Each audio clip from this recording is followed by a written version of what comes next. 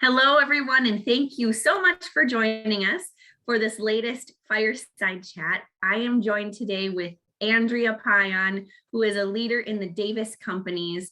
She's actually been with this company for more than 30 years. The Davis Companies is highly awarded. They focus in on staffing and recruiting, based in Massachusetts, but with locations all across the country. And like I said, along with that highly awarded comes high growth. And so we're here today to talk about what the candidate experience has been in the past, where it went, and where it's going, because most people don't have the opportunity to say they've been with a company for the amount of time that Andrea has. And so I'd love to just kind of get in her brain and we all kind of learn from what they're seeing as everybody in this industry is figuring out where we're going. So thank you so much for joining us today, Andrea. Thanks for having me. I'm excited to be here and have this conversation with you. I've spent a lot of time in the staffing world and it is fun to talk about. If you've stayed around this long, it's got to be because you like it. So excited to have this conversation. Absolutely. Okay, perfect. Well, why don't we go ahead and get started on the where it's been and where you see it went. And I know we're going to spend a little bit more time on the where it's going because that's the piece that everybody's trying to figure out. But when you started, more than 30 years ago, what was that landscape? And I know this is not new to a lot of people, but it's just kind of fun to reminisce a little bit. Absolutely. And people are surprised when they hear it, that we used to mail things, right? That was a thing. And we would mail resumes and we thought, what's the rush? Like it'll get there in a couple of days. We used to, rely on the newspaper advertising, and yellow pages were big for us of where to put our ads and how many books to be in. And those were things that we spent a lot of time about. And now folks today don't know what the yellow pages are, right? That there's amazing that they're not out there everywhere. I do have one funny story when fax machines started and our president CEO was like, what's the rush? Like, why do we need to, kind of get it there so quickly and invest in that fax machine? And we used to pay the folks down the hall from us $1 a page when we did need to send things quickly. And now we're in a culture of now. I sent you an email. Did you get it? So just interesting to see that evolution over time for sure. It is so funny. And I've grown up over the last 10 years in this space focused on marketing. And I've been with the same family of companies the whole time and a few others prior. And so it's just funny. I've heard so many of those stories of like, yeah, when I started recruiting, it was a phone book. It was, here's your list, like start at the top and roll right through. And, companies name themselves with the most A's as possible so that they ranked right up at the top. Right. And so it's just funny to see how it has progressed. And I haven't even thought about the speed piece. I mean, yeah, emails are instant, texts are instant. And I can't imagine mailing a resume in this day and age. Right. And when I started, it was how do you even source candidates? And so I was placing administrative when I first started, and we used to there would be town books that people listed, like everybody who lived in the town and what their political affiliation was and their job title. And then we would go through that and look up phone numbers and make phone calls. And that's how I, kind of started building a desk back in the day. So the internet's really a good thing. It makes that a lot easier to find people. Definitely harder to hide, but it has speeded up that process and make it easier to find folks. But it was an interesting time when we used to rely on, mailings and billboards. Like that was a real life thing as well, was making those investments. I also remember a time when we bought shopping bags and we were handing those out in malls with our name on them because we'd have big customers hiring and things like that. So we wanted to be out with people. And we did a lot of that guerrilla marketing and flyers on your windshield and things like that back in the day. So it's nice that technology has moved us along, but some of that old guerrilla stuff, you did look at the flyer that was on your windshield before you threw it away. Right. No, absolutely. Well, and when I started focusing in on this staffing industry, it was a time where everybody knew they needed a website. Everybody knew they should be blogging, should be doing social. It was a little bit more for rote sake, so to speak. It's just kind of like, we need to get out there. We have to be online. Everybody's online. But where did it go, before we got to where we are now? And we're going to focus on some cool stats in that space. But what was that evolution process for you over the last 30 years? Right. Yeah, it was really interesting when, that came up and you had to come up with your domain name. And those were things that you'd never really thought about, of how you stand out and how you position yourself in the market and how simple our websites were at that time. But for Davis, one of the things that's always been important to us was candidate experience. And so we were an early adopter of the on-site and managed services programs. And we, kind of had our first one over 25 years ago. So it was pretty Wow. early on in that process. And we always were focused on candidates, even at that time, and how we worked with them and how they saw Davis as an arm. And so we had paid time off, and we offered health benefits early on because we knew that people needed that to kind of make staffing and contract work for them. So that's kind of always been something that our president felt strongly about and instilled in our culture. And now it's got this candidate engagement phrase, where then it was just kind of part of our culture of how you did that. So it was just interesting to see that take off now. And, candidate engagement, if you Google it, it's everywhere, all over the place. Right. Well, and it's interesting just to think about what the differentiators are. It used to be that the differentiator may be, okay, you had shopping bags, or, you had advertising in that way. And then it was more based on that experience of, if you're providing them benefits and no one else is, well, that's a huge leg up. And it's interesting to me to see the things that become table stakes, that as other staffing and recruiting firms don't adopt, they're now left behind. So yeah, it's fascinating to see what those elements are, because now it seems to be how you're communicating with people and how personalized it is, and speed. So yeah, I'd love to hear more about that, as you've seen it evolve over time. Accessibility was also a big thing early on of how people could access you. So again, I think we were early adopters of pagers before there were cell phones and things like that. So, we offered 24-hour service, and that was big, especially because we placed a lot of people in manufacturing. And if you're going in on a third shift and you couldn't be there at midnight and you knew at 11, you needed to be able to reach somebody. So, we were early pager adopters. And first we had just, plain phone, plain text, or plain numbers was all you could get on a pager, was just a phone number to call back. And then you got to messages, and then we got to, this thing that's glued to our side that we can't imagine not having handy. But, accessibility and being able to be reached was also another differentiator. So I think, kind of thinking about how our candidates felt even early on, and what would make their lives a little bit easier was always really important to us. And that's what people, job seekers is stressful. Changing jobs is hard. They talk about that. There's statistics that like 60% of folks say that looking for a job is the most stressful thing in their life. So being available and being tuned into how they're feeling and treating people that way has always been something that I feel like we've done a little bit differently. Yeah, that's great. And I also love hearing the theme of, you didn't chase the new shiny piece of technology, you chased the experience, and then you created infrastructure around that experience. And I think those are the companies that we will continue to see succeed, as people are evaluating, who do I want to work through, what company do I want to work with to find talent, because everybody can implement the shiny tools, but if it's just for the sake of having this like shelf of infrastructure, what's the point of it, right? Absolutely. So, you have to use the tools, right? I remember when Monster started in our backyard. We knew the founder of the organization and things. They're, they started as a Massachusetts company, and it was hard to, there was those scary thoughts that our job board's going to replace staffing. Well, we're still here. It's another tool in the arsenal, right? And that's where a lot of the technology is right now. This is a people business. And if you're not committed to helping people and working with people and providing that kind of experience, you're not going to make it through whatever all of the tech fancy things that are going to come along are going to be, because it's still about working with people and feeling connected, right? Right. It's a tough scenario when there's lots of staffing companies out there, and it's hard to find the one that's going to match for you, but who do you get a good experience from? And that's really been something that's been in our DNA for a long time. It's kind of changed and evolved. And then when things like after Monster, it was LinkedIn, right?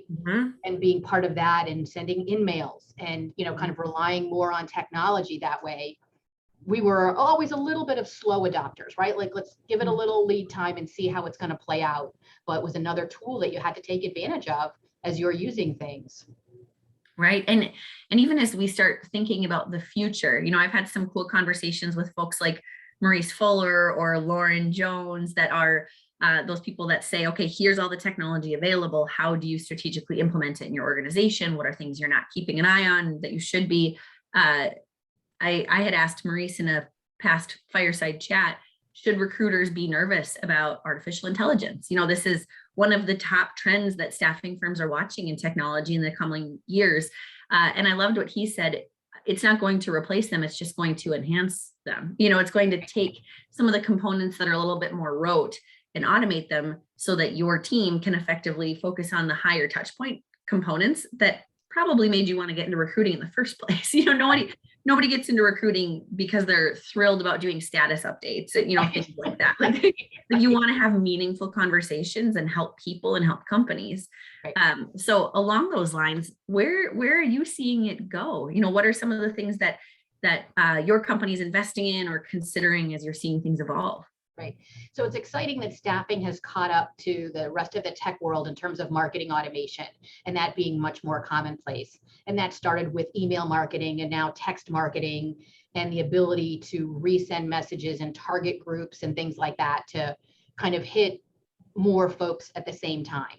Right. But then passing that off when somebody expresses interest down, more working with people directly. Mm-hmm. But there's so much automation coming right now. We just talked to some groups about chatbots. And Sure. when you come to a website and you automatically see that there, you kind of expect that. Maybe it was filling a need that there was a problem, but sometimes it's just we've become that's expected now, and you want to be able to keep up with that, even if it's not necessarily changing the full journey. It's an experience that people have gotten used to. So we're embracing things like that. We're embracing scenarios that help us build on our referrals. One of the best ways for us to fill jobs is when our candidates have a good experience and they refer their friends. And now there's tools that help capture that and help make your candidate pool ambassadors for you. Mm-hmm. So kind of keeping up with tools like that from the referral side. And then reviews are also another big thing, right? We've become a review economy. You don't go to a restaurant if you haven't checked their Yelp review. Right? Oh, exactly. You walk in and you want to see names and you want to see current reviews that are good and from areas or names that seem recognizable. And so that's, again, another big path that the staffing industry is embracing. And there are, specialty companies working on some of those products and tools. So it's exciting to see where that's going. There's so many.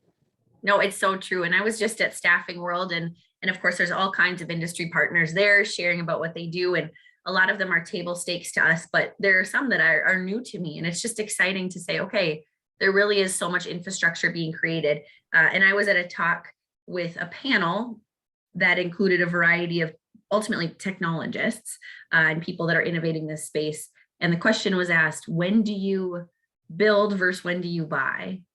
As you're trying to evaluate how to create an excellent experience for your candidates and your clients. And I loved the phrase that was used, and it was buy when you can, build when you must, because there are so many companies out there that are really creating innovations, like, to your point around reviews and referrals and all of that. And so I love to hear that's a space that you guys are exploring just alongside everybody else. Right, absolutely. And we have no interest in building, right? There are specialists. We're a staffing company. That's right. Our business. Back in the day, we did consider buying a early stage job fair company because that seemed like a logical kind of partnership for our world. But we didn't go down that road. And we've looked into, kind of training. Employee training is another avenue where you want to provide services to help get your candidates to the next level. But I think the common thread through all of this that I hate to lose sight of is the candidate experience, right? There's tools that we can stack on, and there's cool innovations that make, my job a little more fun or sexy, but how you treat your candidates is what it's all about. And so we have embraced a book that we kind of shared with our whole company to read at one point a few years ago called Raving Fans. I love that. That's really, to me, what the candidate experience is about, is providing a service that they feel good about and they want to talk about. And it's a really nicely easy to read, digestible book by Ken Blanchard and Sheldon Bowles. I pulled it up just so that I have it because I couldn't remember their names. Right. It's blurry, but fine.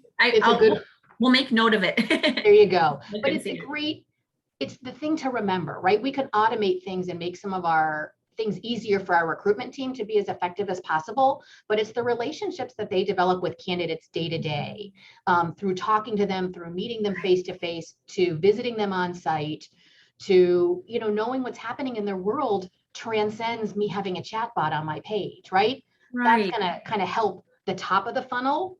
And we do need to scale and make sure we're getting a lot of folks in, but we really need to nurture those folks. And we really want to develop the relationship with them so that they have a name and a face, that they feel good about the experience. And that, that can't be taken out of the equation and not something to forget about for sure.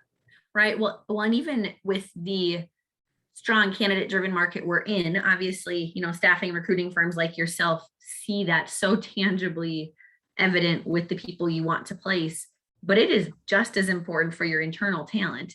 And I see so much value in, the message that you're portraying internally about, it's all about the candidate experience and bringing it back to that value and purpose piece, because your team, just like anybody else's team, can choose to work for a lot of different companies because, okay, they invest in the shiny tools. They all say that they're the best, right? Like everybody's got a similar message and a similar set of investments, whether they're early adopters, mid or late adopters. But I really think that there's so much value to feeling purpose in what you do. And so I could imagine, we haven't talked about this prior, but I could imagine that people within your company feel that, because if it's continuously being brought back to why are we here in the first place, then it doesn't become rote.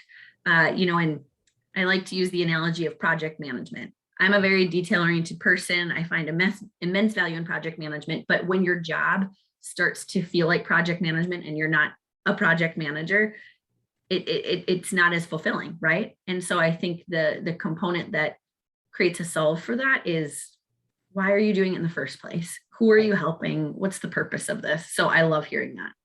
And that's a great segue as well. The other book that we read and shared with everybody is Simon Sinek's Find Your Why. Oh, sure. And why do you come to work and what is important to you? And so again, another exercise we did with our entire company was to come up with our core values and to go through an exercise of what is important to us and why do we do this, right? We want to help people. Clearly there's a financial upside, but what brings you to the table and why do you want to do it with this group of people? And what are the values that are shared there? And so going through that exercise, we came up with our Rocky core values, our relationships, opportunity, commitment, and integrity. And again, it's another thing that helps sets us apart and is an important part of our culture and who we are. And that goes to our customers, our internal teams, and clearly the candidates and employees that we're able to work with and place into positions. So it's again, another tie into that candidate experience, but it's who we are as an organization. And those are the things that set you apart, because there are a lot of staffing companies out there for sure, but you do want to figure out why one resonates for you versus somebody else. Right. No, absolutely. And if you could share one thing that you're excited for on the horizon, whether it's a specific tool or more just a movement that you're seeing in motion. I mean, there's no right or wrong answer, but would love to hear if it's something that's inspiring to you as you're starting to see the industry evolve over the next few years. Right. I think it's just exciting. We're seeing amazing growth right now, and that's exciting. The organization is growing, the industry is growing. I feel like we're tied in really nicely to what's happening in the marketplace. And there's this opportunity to give people growth and new positions. And that goes to our candidates, but also our internal teams, of knowing what we're offering them is a pretty exciting opportunity of where we want to go and how they're going to come along and help us get there, right? They're the drivers in this for us, is their boots on the ground and helping us, but so many people bringing different ideas to the table. I think being open and receptive to that is really important. And so that's part of that technology tool. How can we do that? How can we not lose sight of our people? Where are we going into new markets? Where are we going into new locations and vertical focuses? There's a lot to be excited about of what's coming at us. And, the 2022s and up to 2025, I think there's a lot of excitement of where this industry can continue to go. And I think, like when you were at Staffing World, what everybody's bringing to the table and the strength of the industry as a whole also is exciting. I think the mindset shift is changing of how people feel about the staffing world and their knowledge of it, and how it can, how it's a positive thing and helping getting folks back to work is pretty exciting to be a part of. Yeah, no, absolutely. And one note that I'll share about Staffing World, there was a final keynote speaker. Her name is Rita McGrath, and she is a professor at, I believe it was Columbia. I'll have to look back at that, but she's a world-renowned business thought leader as well as author. And she shared that companies used to be able to focus on their competitive differentiator as the pinnacle of what sets them apart. And we both know that that's really challenging actually in this industry more than most. But her premise is that there are multiple steps to stay innovative and get ahead of the competition instead of saying, I'm the leader and founder of BlackBerry, and we're always going to be on top and it's looking great. And so we're just going to kind of hang out here. And we all know what happened, right? Apple came in and created intense innovation. And there's so many examples of that, of companies that were positioned well to be the innovator, and ultimately didn't take the risks or, fill in the blanks. And so one note that she mentioned that stuck with me was most companies overlook the concept of placing, quote, little bets. So equipping your entire employee pool to create innovations and really, incentivizing them. So it's not just, what is our leadership meeting? What should we be doing? Andrea, what are you seeing out there? Like, of course, there's going to be really great ideas at the leadership level because of that level of experience and exposure. But even the people that are 1 year into staffing and learning the ropes have insights around how to create a better experience. And ultimately that drives profitability, that can drive efficiency. There's just so many cool things. So I love that concept of equip all of your people to have those little bets, because that's what will allow you to continue innovating and deciding of the plethora of technology that exists and new strategies, what actually makes sense for you to adopt as a company, and what's nice to have, but not relevant to your core focus. Right. Yeah. There's things that are on the roadmap for further down the road and things like that. You've got to kind of live in the future, but know where your path is going to take you. And it's an exciting part to kind of time to see that happen and see where we're going and things like that. So I think it's a good time right now, and the industry is doing well, which is nice. And the economy is strong. So that helps. Right. Absolutely. Well, Andrea, thank you so much. And thank you also for those 2 book recommendations. We'll make sure to call those out because it's always helpful to kind of hear different components that you may not have considered before. So thank you again for joining us. If you found value in this, I know I did, and it's so fun to learn from leaders like Andrea.